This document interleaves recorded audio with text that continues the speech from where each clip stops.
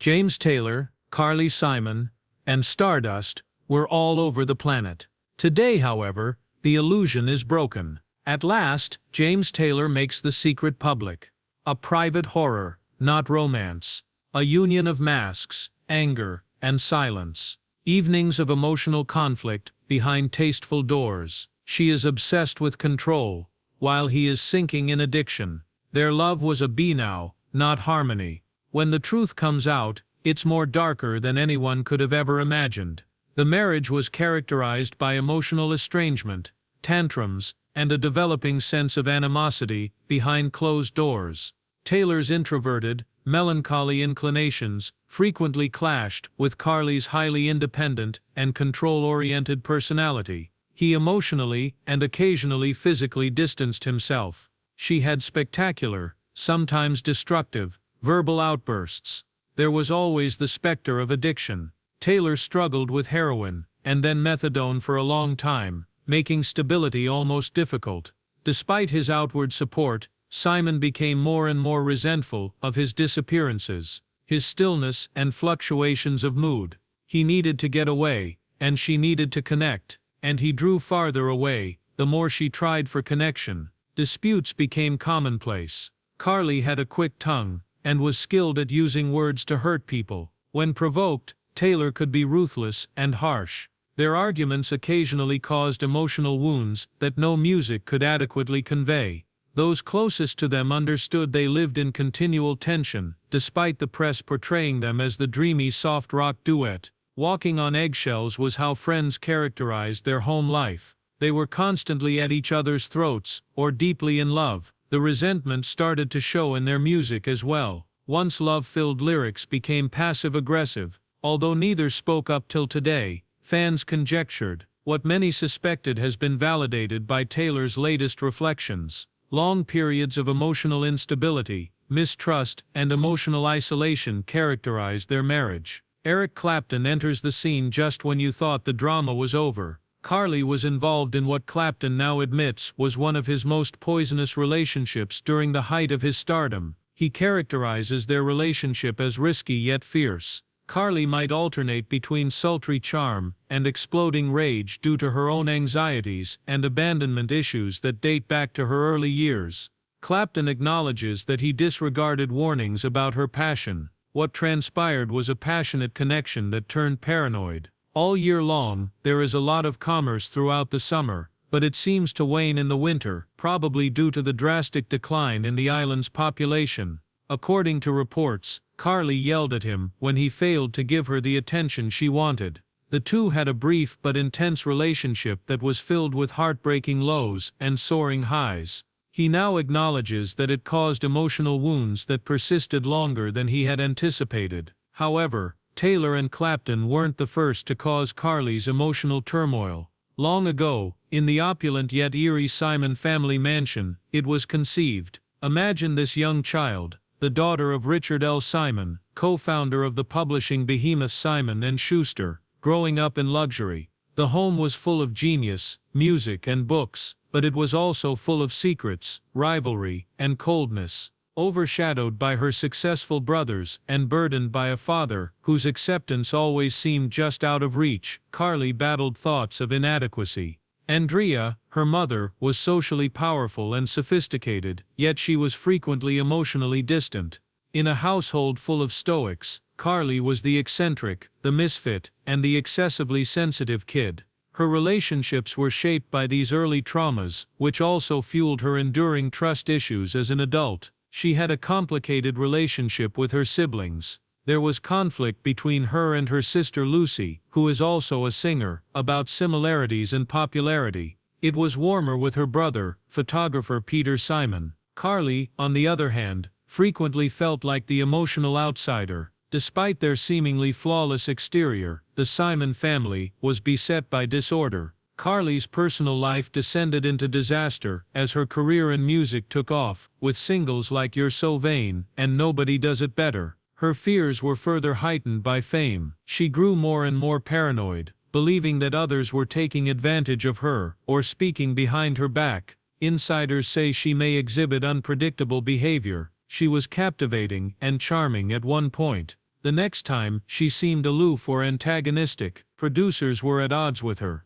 Fans or even other artists. She had experienced a sudden phobia of stage fright that prevented her from performing for months. It was described as a breakdown by some. Some speculated that it was a diva outburst. Later on, Carly acknowledged having severe bipolar disorder and depression. However, the world at the time only witnessed the volatility and not the suffering underneath. Although she became a symbol of female empowerment for many, she was privately referred to as demanding, controlling, and unpredictable by other industry professionals. Collaborations frequently ended poorly. Carly sobbed excessively in the parking lot after a disastrous studio session with a well-known producer, slamming the door and refusing to come back. Her emotional condition was a never-ending battleground. At moments she was bright and industrious, and at other times she was overcome with despair and terror. Carly's panic episodes gained notoriety. She would shut herself in dressing rooms before big shows, sobbing and shaking.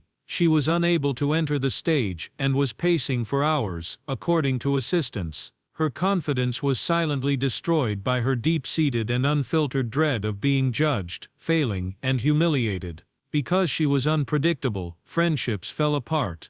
Midway through her tour, a longtime friend and backing vocalist quit, saying Carly had falsely accused her of betraying her. Others talked about how her rapid mood swings, jealousy, and incessant need for reassurance emotionally drained them. She was unable to locate the key, and fame had turned into a prison. I'm sure you've heard the rumors. One of the most well-known diss tracks in music history, You're So Vain, was long thought to be about Warren Beatty. Now that Clapton has spoken out and new revelations have surfaced, the whole picture of Carly's liaisons with Beatty and Mick Jagger is starting to take shape, and it's not a nice one. It was never casual with Warren Beatty. Carly was captivated by his charisma, self-assurance, and Hollywood charm. The infamous womanizer Beatty, however, emotionally distanced himself from her. The dysfunction was as evident as their chemistry. According to reports, Carly yearned for intimacy and exclusivity, which Beatty was unable to provide. At private events or backstage, they would argue angrily after spending glitzy evenings together. She allegedly caught him brazenly flirting with another actress one night, and then she walked out of a hotel suite, crying and barefoot. The humiliation was deeply ingrained. She later told close friends that she felt disposable and used as a result of the romance. Beatty had no trouble moving on.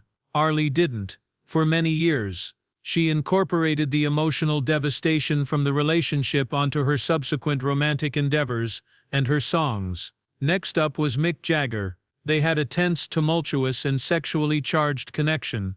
Jagger blurred the boundaries between friend, collaborator, and something more by singing backing on You're So Vain. Carly was immediately captivated by his charisma and confidence. However, their relationship soon grew tumultuous. Carly's demand for depth and loyalty ran counter to Jagger's flirty demeanor and erratic moods. They allegedly got into a heated argument about his disrespect during a recording session in a London studio. He treated her like a novelty act, Carly said.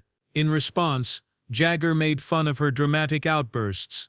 Any love spark was swiftly doused beneath the weight of wounded egos and disregard for one another, and their creative collaboration came to an end. With their careers unharmed, Beatty and Jagger both left Carly. In contrast, Carly was left with heartache, a lasting sense of resentment, and a changing public persona as a wounded and erratic diva. She put all she had, every insult, every betrayal, every unhealed scar, into her poetry. However, her private life continued to collapse under the weight of unresolved trauma, even as her songs rose to the top of the charts. In the early 2000s, Carly Simon stands by herself on a tiny stage. Now the throng is more subdued. The lighting are softer. The world has evolved. She has too. The arguments, the scandals, the broken relationships. She wasn't broken by them, they left their mark, but not entirely. Even if her voice is weaker now, it nevertheless has greater impact. It slices deeper, but it trembles. You can hear the pain, the scars, the survival. Carly started writing more for her own sanity, and less for the charts. Her songs became into letters to herself, filled with regrets, forgiveness, and faraway echoes of the individuals who had wounded her. She never really vanished. She took charge of her story, published memoirs, and re-recorded old songs. Her battles with mental illness became a part of her narrative rather than a secret. Simon Carley, a figure of messy, brilliant survival, the lady was once feared in recording studios and discussed in tabloids. The picture of Carley is becoming more distinct today as James Taylor and even Clapton finally speak up. She was a complete human being, fragile, fierce, shattered, and brilliant. Rather than just a challenging lady, a broken lover, or a fallen diva, she left a contradictory legacy. And perhaps that's the idea. Carly Simon never pretended to be someone she wasn't, never played it safe, and never complied with the rules. The cost to her was high. However, she also created an area that no one else could occupy, where chaos and artistry, poetry and suffering could coexist.